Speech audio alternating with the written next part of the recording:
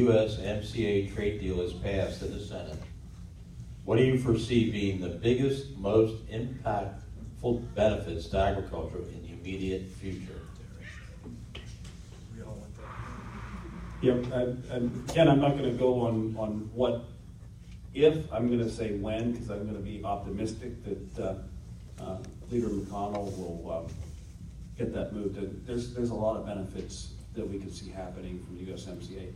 First, with the Class 7 milk in Canada, making sure that we can compete in our farmers can compete with anybody, just need a level playing field, a fair playing field.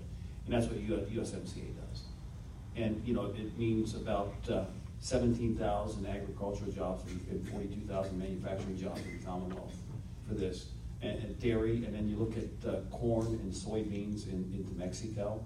It's a huge win for America, our farmers, our producers.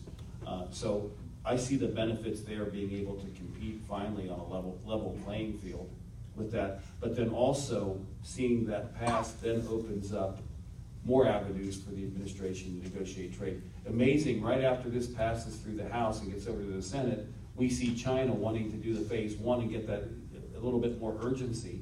And I think Congressman Muser talked about the impacts of the agricultural purchases of up to $50 billion of agricultural purchases. So when you look at what could happen when this gets done, I think we see it happening. And I heard the president say, our farmers, he doesn't know if they can produce it or not. I'm going to tell you something right now. There's no doubt in my mind that the farmers in America, in particular the farmers here in Pennsylvania, will figure out a way to do it. There isn't anybody that works harder, is more intelligent, and can get more done than Pennsylvania's agriculture industry, America's agriculture industry, because I've seen it with my stepdad. I didn't grow up on the farm. I was a teenager when my mom started to date my stepdad, so I worked on the farm. I was the kind of kid he would say, go do this, this, and this, and then come back, and I'll tell you what else to do. But I learned a lot in those years, and then after they got married, when I was out of the house, they had gotten married, and I helped out a lot, and I know that our farmers can compete.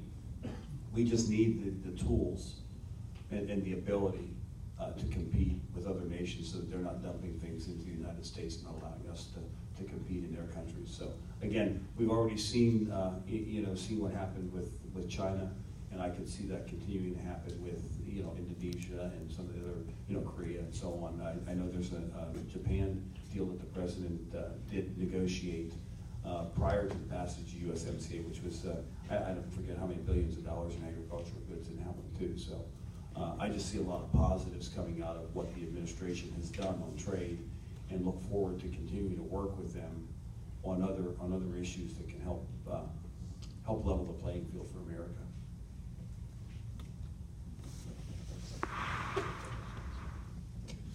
I'll just add a couple of points. One is the first benefit is predictability. I think this uncertainty that we've had, right? Certainly we see opportunity in the trade for Pennsylvania. Those two countries, Canada and Mexico, are 60% of our exports.